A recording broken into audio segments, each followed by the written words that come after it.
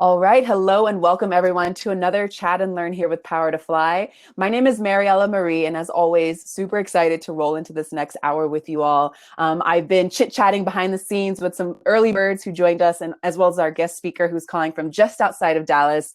And I just want to give a shout out to where we are in the world. If you're just joining us, go ahead and write in the chat box. Let us know where you are so I can shout you out right now. So I'm in Argentina and Patagonia. Our guest speaker is just outside of Dallas in Texas. We've got Buenos Aires, Argentina representing. We've got the Dallas area representing. We've got New Jersey. We've got Dallas again. We've got Barcelona, Spain. We've got Oklahoma, Austin, Texas. So Texas is on the call strong today. I love it.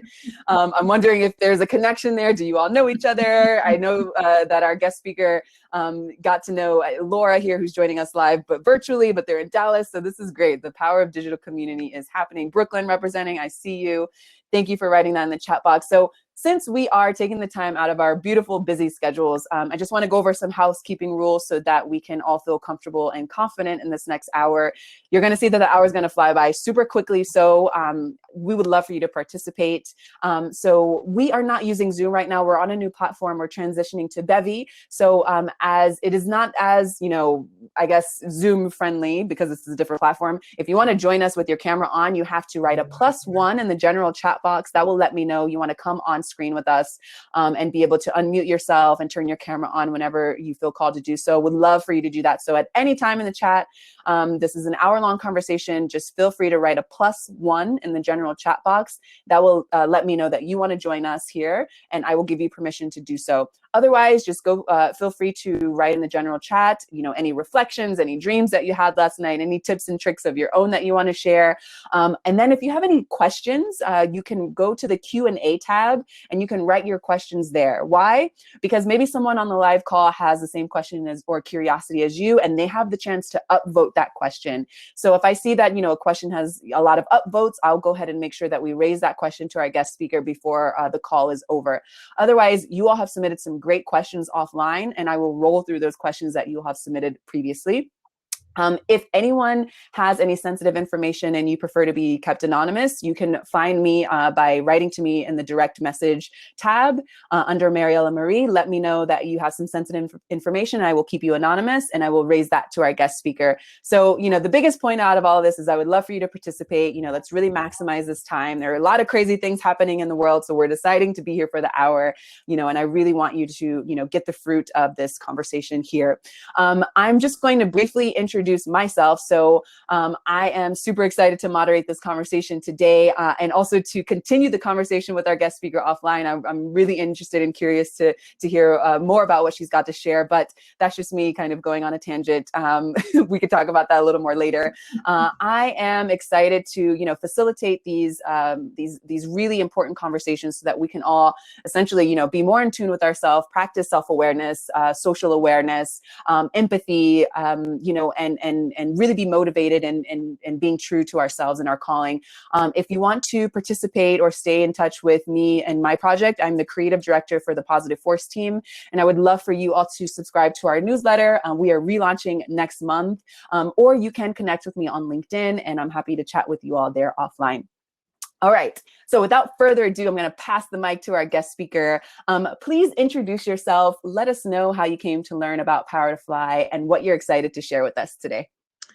So I'm so happy to meet you and looking forward to us having future conversations. Shout out to some friends that I see that are here, Kim and Chandra, and there are others that I just want to say, Laura, that are here. And for those of you who are new friends, great to meet you.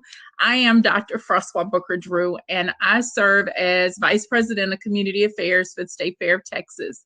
And in addition to that, I am intrigued by relationships. And so my dissertation research is on looking at how diverse women build social capital. And I am intrigued with stories and the power of narrative and how our identities are tied to the stories that we tell about ourselves. And so I won't go into what you see on the screen. You can read all of that at some other time when you're bored. But it is a passion for me to see how women look at their narratives and how their narratives can really contribute to the relationships that they have, good or bad. So I know you're going to unpack that because that's a lot. Yes, yes, yes. And I'm so excited to hear more about your journey. So feel free to, layer and lace, your journey. We love transparency here at Power to Fly. So as we're going through these questions, feel free to share any part of your journey that you would like today. But I would love for you to share some of the principal themes that you're going to cover today in this hour. Well, I want to talk about, as you have up, I want to talk about what does it look like to think about your story and how your story can either help or hinder your network. And I'll give, an example. Today, there was a young lady who responded to a post. I put up a lot of opportunities on social media, and she responded to a post and she said, I don't think that this opportunity is going to result in job placement. And I thought to myself, wow, you're absolutely right. It won't, because you believe that it will not do that. And so if you tell these kinds of narratives that things aren't going to happen, it's inherently bad, it's the worst, you will actually receive more of what you are focused on. So if the focus is on lack, and I can't find great friends and great relationships, you will ultimately attract more of that into your life. And it all boils down to the words that you're using about yourself and how you see others in relationships. The other piece is we'll talk about the difference in transactional and transformational relationships. There is nothing wrong with transactional relationships, meaning that I go to McDonald's and I ask the person for an order of fries. It does not necessarily translate into we're going to have this amazing conversation about our lives and we're going to exchange business cards. That could happen. But some relationships are just transactional. I give you money, I want fries, there's a service or product that's provided or exchanged. But really thinking more about how do we start having these transformational relationships that when we connect, there is this synergy that happens, and there's more research that has been coming out about these high quality connections. So what does that look like for us to have these very deep conversations, relationships that change who we are? And both of us change in the process because of the connection. And then lastly, really thinking about what does it look like, especially for women, to build communities that are safe, that we can have these brave conversations, that we can be transparent and be vulnerable. Oh my gosh, so many things to crack open here with vulnerability, transparency, community, belonging. And I mean true belonging, not just, Yes. Staying on with what's popular with hashtags and just, what is a hot topic and not really, doing it justice by planning accordingly, practicing emotional intelligence, practicing social awareness. So I know we're going to have a ball on this next hour and time is going to fly by. So I'm going to stop sharing my screen. And again, I just want to make sure that everyone knows if you're joining us, we would love for you to participate. So if you want to join us with your camera on or to be able to hop off of mute, write a +1 in the chat box and I will give you permission to do so. Otherwise, just, keep your questions and reflections flowing in the general chat box. So let's start with this first question here. Is your personal narrative the same thing as an elevator pitch? No. Your elevator pitch can be a component of your personal narrative, but the personal narrative is really the story of you. And I think what women need to understand is your story is multifaceted. There are so many components of your story. So even if you think about it from the ideal of themes, that resilience is a part of our stories, that when we think about hurt, if we think about hope, all of those are elements of our personal narrative. But when we were talking about elevator pitch, I'm not going to possibly go into a job and start talking about my hopes for the world and my experiences that have given me hope. That's a possibility. But I think for women, it is so important for us to have those elevator speeches. That there's nothing wrong with that. But I think so often we close out the story of who we are, and we only want to deal with these fragments of our story versus the totality, the good, bad, and ugly, because all of that is what makes us who we are. And when we're not aware of it, I had this conversation last night. It just was like, wow, shame drives so much of us putting our story away. So many of us have these, experiences that have happened in our past or that we're going through that cause shame and embarrassment. And what we do is we hide from dealing with that. And again, that's not your elevator pitch that you're going to talk about, at a job. But if you don't deal with that part of who you are, then you continue to stay in bondage and you're not controlling your narrative. And I find that for so many of us as women, we're allowing these other stories to control our narrative instead of us owning those things that are good, bad, and ugly, and being able to dictate what that looks like. Because when we don't do that, then it gives other people opportunity to do it for us. Yes, yes. I just want to throw at you. I'm sure you've heard of this before, but I was interviewing a woman who had survived breast cancer, and she had come forth to share her story and just to also like put the word out there to check yourself, be safe, all these things. And she said that she learned how to make her mess her message. And I thought that was a beautiful way of owning the trauma and the shame and all that comes with going through hard times, because we are holistic beings. There's no it's an illusion to try to make us fit into a box and say I am this, period, this is how I identify, period, this is what I want, period. It's like we have to encompass. I love that you're speaking about how to transform and really dive into the transpersonal part of ourselves, right? I'd love to hear you just rant on that again. And the thing about it is I think that for women, we have allowed these other narratives to dictate what it means to be a woman. And so because of that, especially women in leadership, because what typically happens is you are carrying these ideas that men have given you about what leadership should look like. And then you have these other ideas of women who are trying to figure out what it looks like. And somewhere in the midst of that, your own authenticity gets lost. And so helping women to really begin to see that it is okay to make mistakes, that you're not going to get it right. And all of that mess is a part of the story of who you are. And the danger that I see right now in our society is, especially around this cancel culture, is that it doesn't give people room to grow.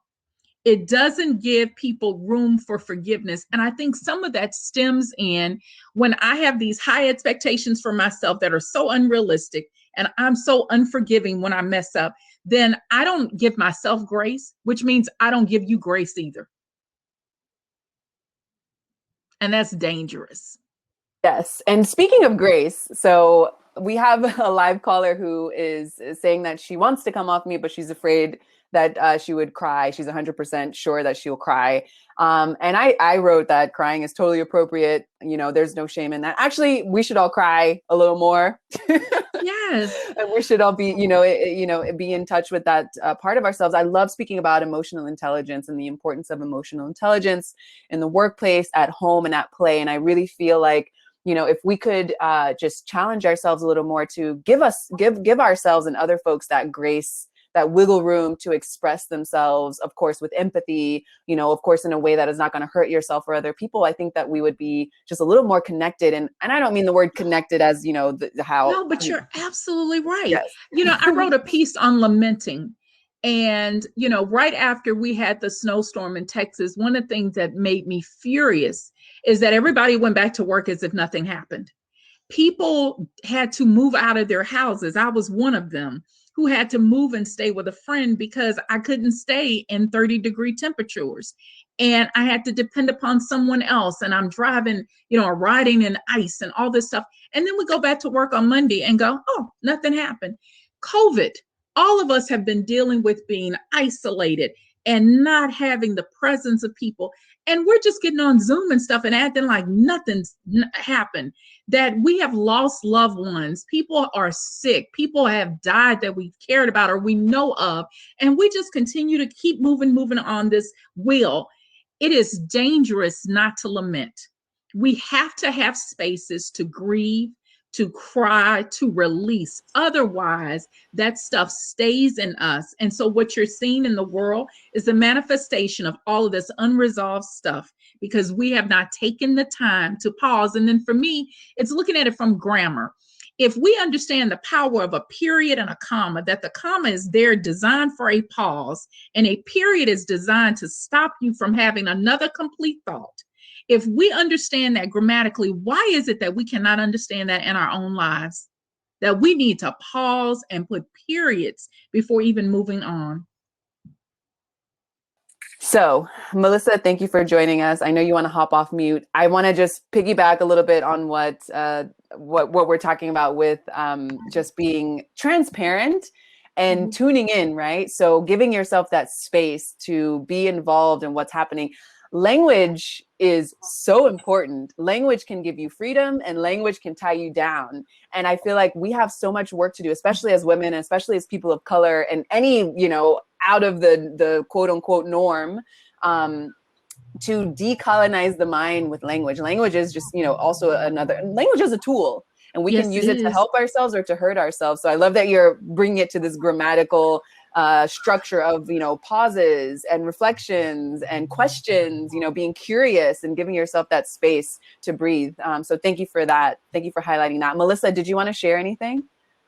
I mean, I'm just enjoying this conversation so much. It's so beautiful. Yeah, I mean, for me, so I mean, just like pauses, I'm in a very different transitional part of my life because, yeah, I'm taking a pause in this world because of how, I feel everything that's happening and I don't want to run away from that feeling. And so even I finished college a little later in life as a they call it non-traditional student after I finished I was in the military, then came out. And, I went to work as an engineer, and being a woman in that scientific field is always just emotionally hard. And I didn't deal with other things of my military past, emotional past, and it all just accumulated and built. And then COVID happened, and I was just I was done. I couldn't take any more emotional sabotage, it seemed, to unload on me. And I needed to either quit my job or die. And it was it was that dangerous. Wow. That's a lot. Mm-hmm. But I want to commend you for listening to you. Mm-hmm.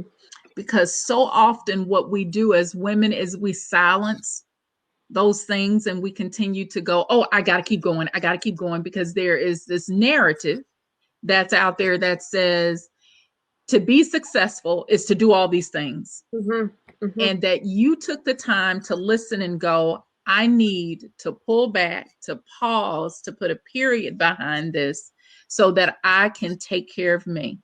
My concern with COVID is that so many of us are running through this season. Mm-hmm. And once we get out or have some sense of normalcy, whatever that's going to look like, a lot of us are going to be so wounded, even more so, because we kept running. And so the fact that you recognize I need to take care of me mm-hmm. is so commendable. And I just want to applaud you for doing what you need to do for you. That's huge. Thank you, doctor. It's huge. Yeah. It's almost at this point, there's so much death of people around us. Once this was all going and accumulating, I was just even when I talk about getting back to normal, of course, social interactions, I crave them every single day. But yeah, going back to normal, what will be normal? It doesn't seem like we will. It shouldn't even be it's there's so much more I feel like it needs to be done and worked on than, like, if we're not focusing on this moment right now, we will definitely miss it. I agree. I think that we have got to determine what the normal looks like for us in the midst of this. When COVID first happened, one of the things that I encouraged a lot of women that I mentor was, this is an opportunity for you to start digging deeper into you and doing things for you.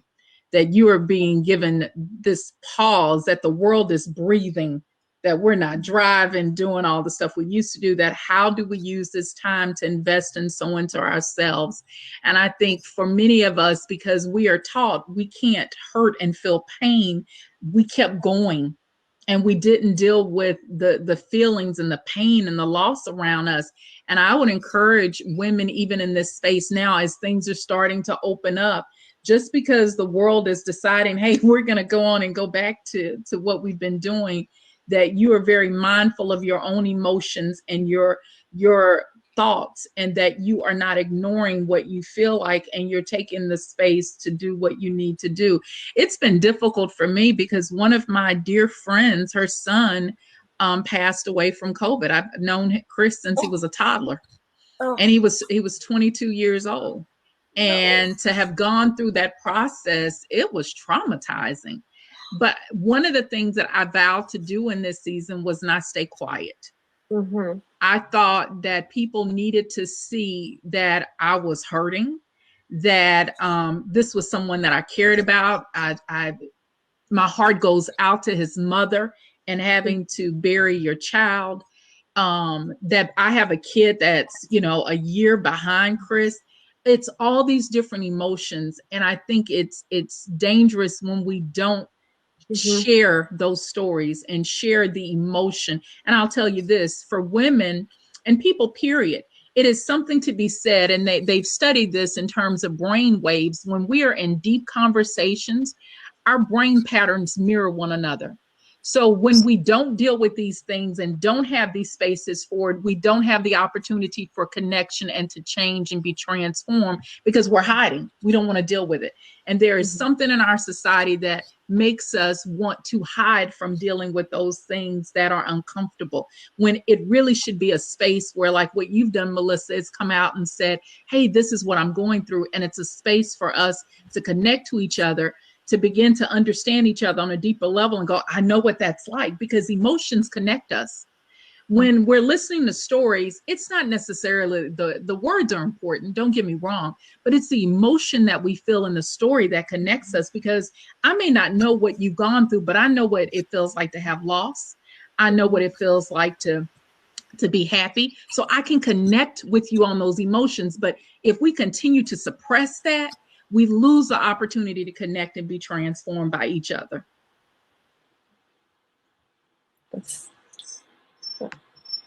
Absolutely. So thank you. Yes. Thank you, guys. Thank you, Melissa. Thank you, Melissa. Feel free to hop off mute whenever you want. I'm going to keep you here on the screen with us in case you want to. And anyone else who wants to join us, just let me know and I'll give you permission to join us. Thank you, both of you, everyone, for the transparency, for the vulnerability. This is how we make change. This is how we make true change, in my opinion. So let's move on to this next question that was submitted offline. And I'd love for you to just highlight, the importance of really, being able to change the game, let's say. I'll share a little story of something that has been inspiring me throughout these crazy times. There's a writer and historian from Israel whose name is Yuval Noah Harari, and I definitely recommend his books and looking at his live Q&As and his lectures online. Listening to him gave me hope.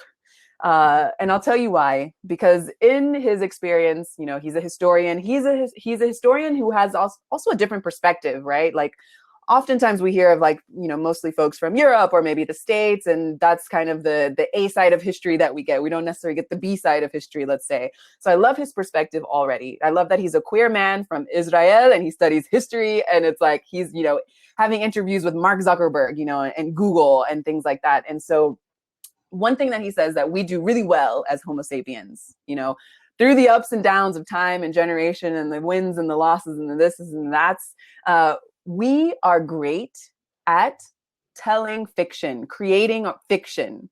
So whether it be the fiction of a nation, the fiction of a religion, the fiction of a corporation, we need more stories. We need more fiction. These aren't really working. They're not serving us as we see, or we need to transform them in some way. So I love that you're calling on us to share our story so that we can, mix it up a bit, and flip it on its head so that we don't feel like we are, in a corner and we have to go back to whatever this normal thing is that people want to go back to. We need to create our new existence, So moving on to this question, how does our personal narrative impact the relationships we make and build?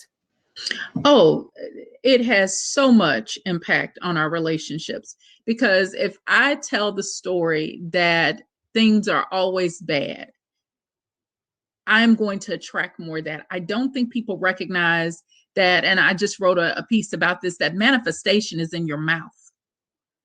And so you manifest based on what you think and what you say. So I remember when I was very young, I was bullied and I had bad experiences with women. So that became the narrative. And so I started to believe I could not trust women. And the strange thing was I attracted more people I could not trust. Once the narrative changed for me, and I started really digging deeper and unraveling why I felt the way that I did, I have been blessed with the most amazing women in my life. When people talk about women are competitive and they don't get along, I'm like, I'm sure that exists, but that has not been my reality for a long time. And so it has changed. I'm not saying lying and creating these false narratives, if you said the fiction piece. That's not what I'm saying. It is about how do you frame things. And I was listening to this interview this week with a rapper that I really like, Big Sean, and he just says some things. I'm like, you all right with me? And so he made this comment that he said, you have to change the way that you see things. And he said, it's so easy to go, I have to do this. I got to do this. He said, but what happens when you start waking up in the morning and saying, I get to do this. I get to look at these emails. I get to have this job. I get to have this. It changes the whole way you see things. And then you begin to manifest things in a very different way because of the way that you are seeing them. So I think it's very important that we pay attention to the words that we use around our relationships, because we can end up attracting more of what we don't want. And I honestly believe that the universe answers, and whatever you call the universe, whatever it is, cool with me. But I honestly believe that you can put things out there, and what you focus on, if it's lack, you're going to get more of that just based on it. So the power of your thinking and your mouth really determines the manifestation that you get in any aspect, including relationships. Yes, I love that. So moving on to the next follow-up question here that was submitted offline, speaking about those relationships that we build with the personal narrative, how can we leverage those relationships to expand our network and connect with the people we really want to connect with? So there are two types of social capital that I think it's important. There are more, but I'm going to focus on these two. Social capital is really about building your networks, your associations, your relationships. And the term was coined by a gentleman named Hannafin in the early 1900s, where he saw these people talking and they were sharing resources. And he said, they're sharing social capital. And the term has gone through a number of iterations in different, industries, whether it's around economics or sociology. But what has come out of that is that it is a form of currency that I don't think we recognize. Our relationships are currency. A while ago, I don't know if people remember, in the States, there was an ad for DirecTV, and they actually were saying, if you get all your friends to sign up, we'll give you money. So they were having you monetize your relationships for them. And we don't think about our relationships as a form of currency and how we can leverage that. But what we typically do is these two types of social capital. You either do what's called bonding, which is connecting to people just like you. Nothing wrong with that. We all want to be in safe spaces that are familiar and that affirm us. But where we miss out on a lot of information is what's called bridging. So how do we connect to people that are very different than we are? that have different ideologies, that have different perspectives. And so in doing that, that's how we leverage our network. So it's thinking about it from kind of a gap analysis standpoint. Who's missing? When we are, in different rooms, I'm often challenging people, look around, and if there are people that are missing, you should go, hey, we need to make sure that they're at the table. Just as we do that in our jobs and talking about it from an equity standpoint, we need to bring that back personally and start looking at who's missing from our lens and our point of view, that we can get some information. Because when you're around homogeneous populations all the time, what you end up doing is sharing recycled information. So y'all are talking about the same stuff over and over again. What happens when you introduce somebody else in who has a very unique and different perspective? It expands the way that you're thinking. And what I challenge people to do is to have these moments of cognitive dissonance. I talk about this all the time. We are so used to being around what's comfortable for us and what feels good. But why don't we start putting ourselves in positions where we're around people who think differently, who look differently, where we have cognitive dissonance moments, which makes us go, oh, I don't like that. That's uncomfortable. That made me feel weird. And instead of running from those moments, it is to run to them and to wonder why and wrestle with your uncomfortableness. And why we don't want to be in those situations with such differences, it forces us to think very differently about our value system. Because see, our values are tied to our identity. And when our identities are challenged, it's like, oh no, what I learned when I was a kid, that may not be true. Ladies and gentlemen, there are multiple realities that exist. And we should be comfortable in having those at the exact same time. Our world forces us to think that it is always either or, and it doesn't have to be. It can be both and all the time. And our relationships should look the same way. It should not be either these people or those folks. Why can't it be both and? And that we are allowing ourselves the beauty to tap into the collective wisdom of so many different kinds of people, because in the end, we are better for it. So that's how you begin to start leveraging your network, is thinking about who's missing, who needs to be at the table. And then for my existing relationships, how do I go deeper? And we recognize, let's be honest, you're not going to be able to do that with everybody on LinkedIn.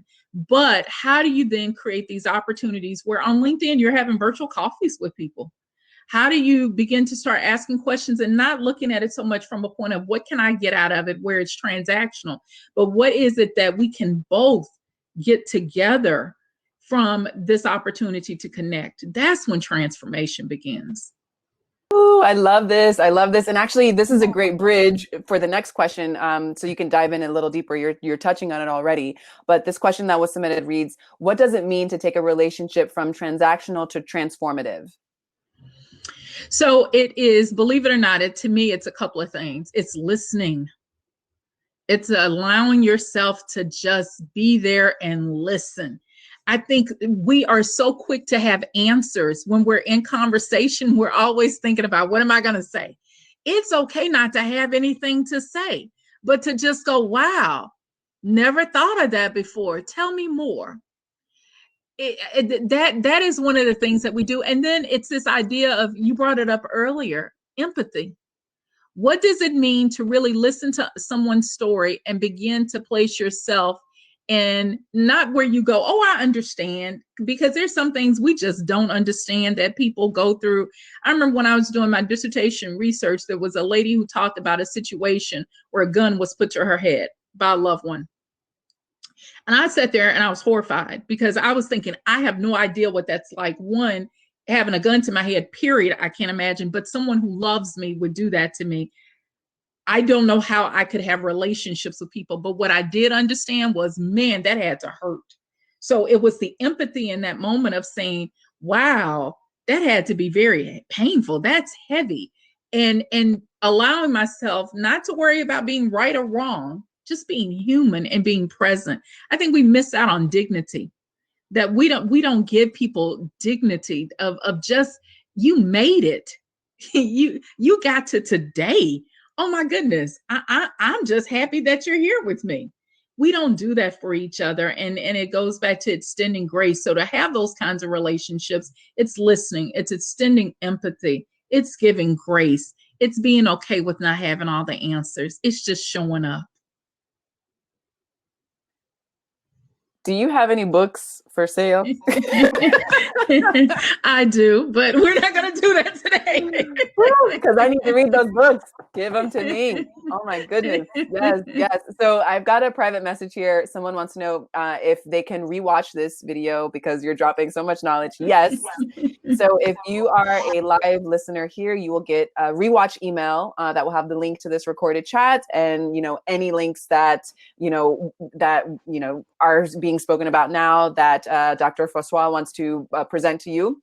You'll get that in the email. So look out for that. And if you are rewatching this on YouTube or somewhere else, you can check it out on Power to Fly or YouTube, Power to Fly site on YouTube. So yes, you're dropping knowledge. I have so many things that I want to crack open, but I want to make sure we get to these questions that were submitted offline, and hopefully I can interject a little bit here and there. All right. So how many personal narratives should you have? And should you tailor them based on your audience? This is a question that was submitted offline. I would love for you to dive in deeper here on, so just a little segue. A couple of years ago, I spoke in San Francisco to a room full of developers, programmers, founders, CEOs about the importance of emotional intelligence and inclusive community in the workplace. People were looking at me like, what? And even to where this one woman at the end, she was like, here's my card. I really appreciate you sharing this, but a lot of folks weren't ready to hear this, but they needed to hear this. And basically I was just challenging folks to, practice self-awareness, self-empathy, your people skills, self-motivation, and to get out from behind the computer and go be in solitude a little bit if you need to be, or, go and just start forming a more holistic lifestyle. And when I started to investigate and speak more about inclusivity in the workplace, it's one thing to say we want you to come to the table, like, right? Who's missing? And we need this person. And then you hear from people, well, I don't know, I can't find any Black people. It's like, but okay, you have to go. Okay, I see you. I don't want to cut you off. I see you want to say something there. Please continue. No, I get irritated when people say that, because obviously that's a choice. That's a choice when you say you can't find it because it exists. It's a form of arrogance, if you want me to be very honest, that basically says, if it doesn't come to me, it's not there. I get so irritated in community when people go, oh, they're not doing this here, or that doesn't happen.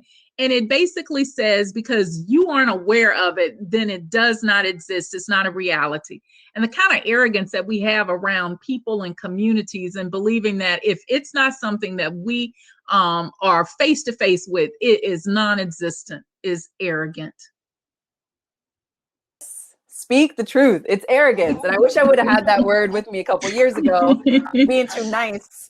But the analogy that I gave was like, if you want to put your house for sale, it's one thing to like think about, you want to put your house for sale. Let's see if it happens, right? Well, good. The power of thought works. It's another thing to put a sign out in front of the house and say house for sale. And then you sit back and you fold your arms and hope someone comes and buys your house. But really what needs to happen, if you really want to be proactive about it, is you need to go find people and you need to bring them, hold their hand, bring them to the house and say, look, let me give you a tour. You feel how you feel, check in, and don't just say, well, we're looking for X person to, the person that's missing. We're looking for them, but we can't find them. So I find myself so frustrated, and I love the word arrogance that you're throwing out there, because as you say, they are there. You have to do work. You have to put it's moving from a deficit-based mindset to an asset-based mindset too. Because when you operate from this place of lack, you're absolutely right. If you don't believe it's going to happen, it won't.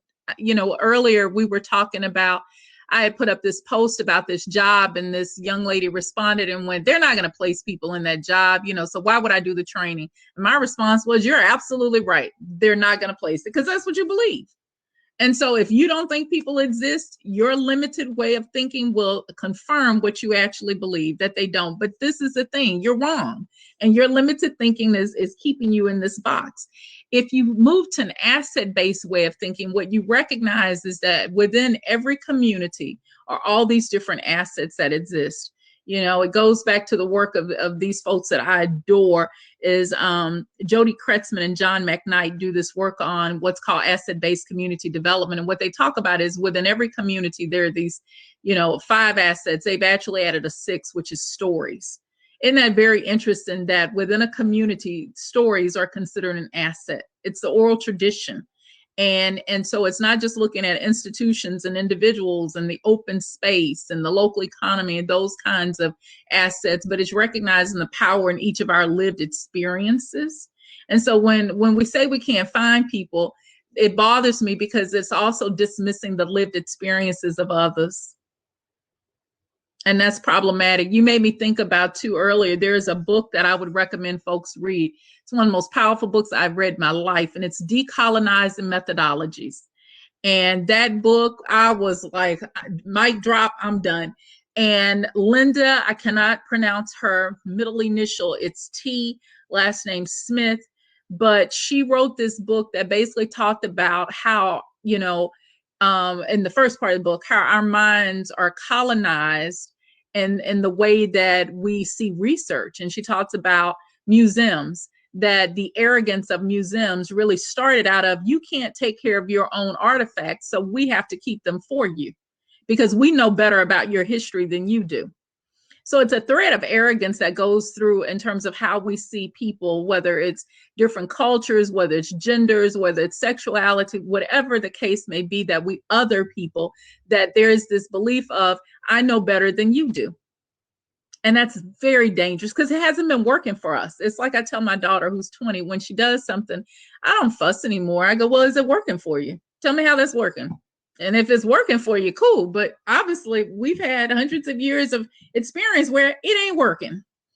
And it's time to do something very differently about the way that we think and about and it's even about how we think about knowing. It's very dangerous that we feel like we have the ownership on knowing, and we don't. That wisdom shows up in so many different ways. And how do we begin to start valuing the wisdom that exists outside of the United States, outside of white male culture? There is so much wisdom and knowing that we are missing, and we begin to start putting value on that, and we miss out. We have missed out terribly, to our detriment. And there's still time to collect the pieces that have been, buried, right? Yes. I mean, I have to hope. But this is the thing. Hope is a form of currency. There's another researcher that I'm intrigued with her stuff too. Her name is Tara Yosso, and I'm probably mispronouncing her last name too, but it's Yosso. And she talked about what's called this community cultural wealth. And her research is really based on, she looked at young people who were coming from inner cities, first generation. And she said that these young people have assets, that people typically dismiss them. But she talked about that they have social capital, that they have cultural capital. But these are the forms of capital that blew me away. She said that they have navigational capital, that they can figure out how to negotiate to be able to survive. She talked about aspiration is a form of capital. It is a form of currency to have hope. What we're seeing in our communities are people are hopeless. And because of that, you're not seeing the exchange of information and resources, because hope is a form of currency. And when we lose that, we're in a lot of trouble. But she also talks about resistance as a form of currency, that these young people are able to resist and fight things that are not good for them in their communities. What does it look like for us to really begin to start valuing relationships, again, as a form of currency, but in a transformative way? And that all these other pieces of having aspirational capital, of being able to understand art and language as a form of capital, when we begin to start seeing it holistically, our relationships can then begin to look more like that versus just a relationship of, you got something to give me a job, or your network that I need to have access to make money. That all these other forms of currency are just as valuable as the financial. Yes. More, in my opinion. Woo. Yes. Flip it on its head, right? Oh, this is such a beautiful conversation. Thank you. I don't even want to, I just want to let us marinate for the next 15 minutes. You're too kind. Okay, so I was going on a rant there before I could make sure we answer this question, but I want to make sure I'll pose it to you. Do you think you've answered this question? How many personal narratives should we have, and should you tailor them based on your audience? No, I don't think you should have a number where you sit up and you go, I've got 10 personal narratives. I don't think that's the case. I think those are elevator pitches that you may have multiple ones for different audiences. Your narrative is going to evolve and change. And I think that's important as women to be open to the fact that experiences happen daily, which may change and shape the way you see the world. And so as a result, the narrative may not look the same yesterday as it did today. There's nothing wrong with that. But when you start talking about for tailoring it for various audiences, you and your story do not change in the sense of you're going to always be there. It will evolve, but it's yours. When you're talking about trying to connect to people, then yes, you need to be specific about who your audience is and who you're telling. When I first meet somebody, I'm not going to talk about the toilet tissue that I use and what works for me, because that's a level of intimacy that I don't know if we need to have in that conversation immediately. But as I get more comfortable with you, then there are other parts of my narrative that I'm willing to share with you and give you access to. But there is a scripture that I love that says, do not throw your pearls to swine. And what that means for me is your pearls are things that you wear very close to you. They're up and they're right around this area near your heart. There are certain aspects of your personality and your life that are pearls to me. And you have to be discerning about who actually has access to that part of your narrative. It's not that you're being deceptive, it's being discerning about who gets to be in that part of that sacred place of you. And I think that's something we have to become more aware of as women, that everybody doesn't deserve access. But you have the ability to choose and decide who gets access to those pieces of your narrative. So have the elevator pitch. You can have as many of those as you want. That narrative, you are in control of both of those, but you're in control of what you choose to allow people to get close to. Because this up here, where your pearls are, everybody shouldn't be up in here. They shouldn't be up in here. They don't get that. Yes! You decide what that looks like. Yes. Okay. Dr. Fossois, what do you think about code switching? And actually, timely, someone in the chat box wrote that something that you were mentioning sounds like code switching as I was thinking that. So I love that we are all, wondering about this. For those folks who don't know what code switching is, can you let folks know what that is? And then what is your opinion on that? I was doing some research on that for a presentation, and it really started out of this linguistic scholar saw that people who were bilingual were changing their language. And then you see later on in the 70s, especially as Black folks were beginning to move more into corporate situations where they were having to do that. And you see the same thing in the Latinx community and all communities of color that may not be in positions of dominance, where you're having to fit. I think there's some difference in code switching. Code switching is the environment is forcing me to do that versus me having control over my narrative and my pearls up here, and I'm choosing who gets to have access to that. And so in a code switching environment, you have the ability to make the choice as to how much you're going to do that, but it's an environment that's forcing you to do that more than you. And I don't think it's fair that an environment can do that to you and not allow you to be the totality of who you are, versus me deciding not to do that. It goes back to, if you think about the analogy about crabs in a bucket, and people always talk about, they're crabs in a bucket, and people, who are oppressed, they tend to climb over each other to get to the top. And no one ever asks the question, well, who put the crabs in the bucket to begin with? Because that wasn't their natural environment. So we're going to blame them for how they're behaving in it.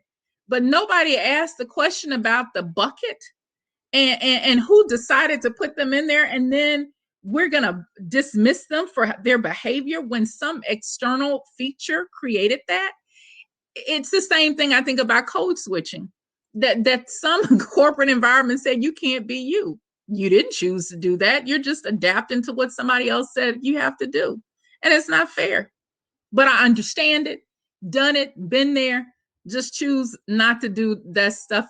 I'm sorry. I'm just gonna be me. And I'm also, and I have to recognize this because we don't talk about it. Age has something to do with it too.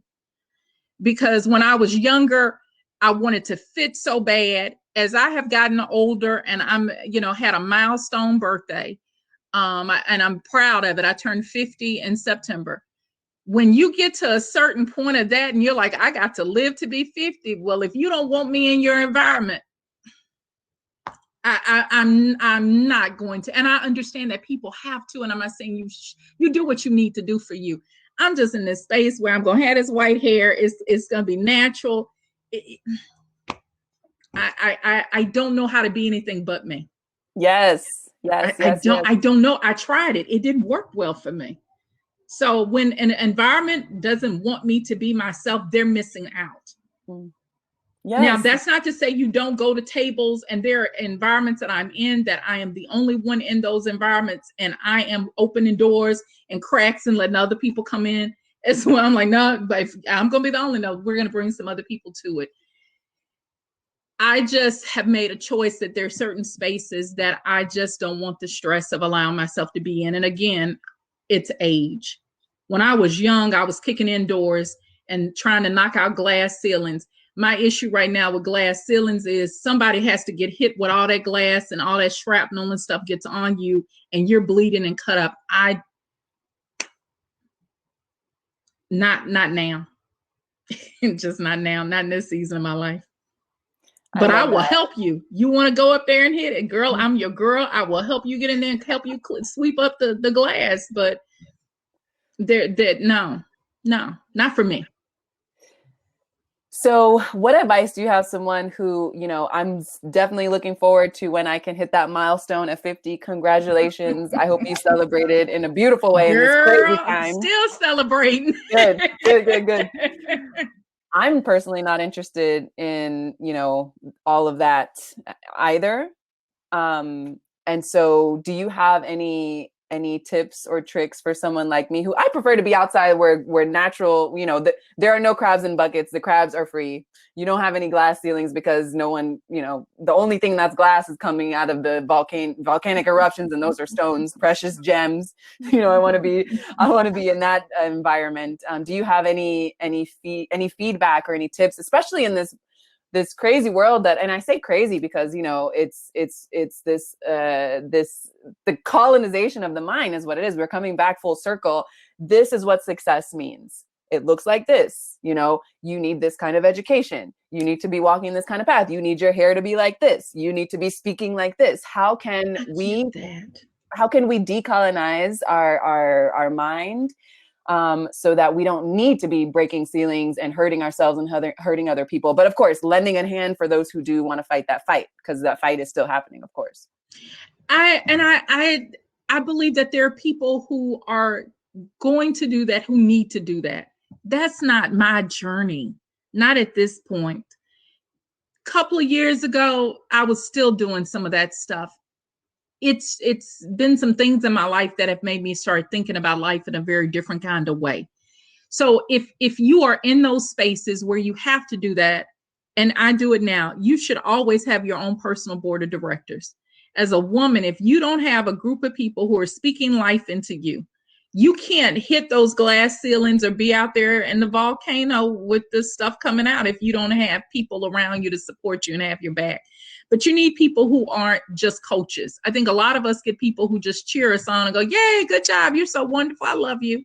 You don't stink. You're wonderful. You need people who are going to go, girl, come here. Let me tell you that. But you also have to be willing to listen to those people. So I have a personal board of directors who hold me accountable. I don't always like what they say. I went back to get my PhD in my 40s because my personal board of directors was kind of like, it's time. And I was like, I'm good. I don't need that. But I did that for me. Whatever you choose to do, whether it is the glass ceiling, somebody has to do that stuff. My point is you make the decision and it's your narrative as to why you do that. It is not based on what society and other people tell you you have to do for what happiness looks like. You have to be the author of your journey, because at the end of your life, it's not going to be me or any of these other people around you speaking up for you. You got to be able to defend the decisions that you made. And so make decisions that you can live with and that you can walk away. And this is a thing I don't think we pay attention to. I've never been to a funeral, and I say this often, where I've heard people talk about the jobs that the deceased had. Never heard that. They don't go, oh, they were, they did this and they did this. No one's reading the chronology of their work. What people are talking about is how they made them feel. So hopefully we are choosing to live lives that when we are gone, people walk away and they felt better because we lived.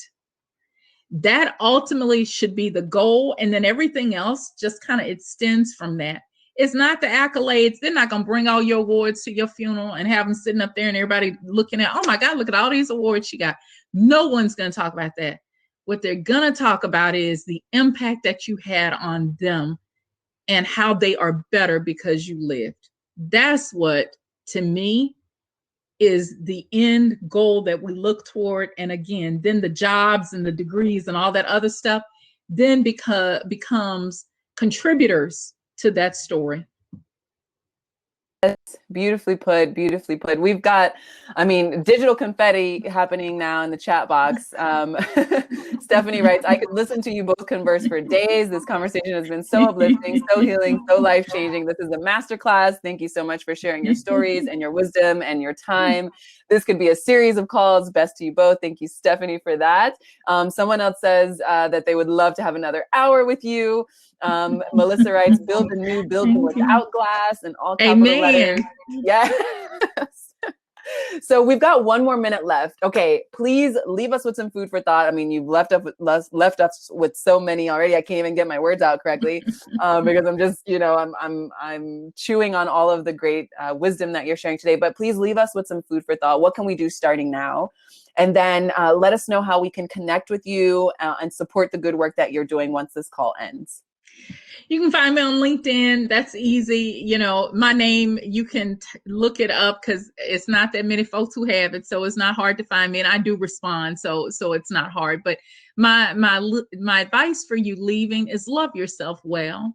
We can't talk about relationships with other people and building networks that are transformative until we start loving ourselves well.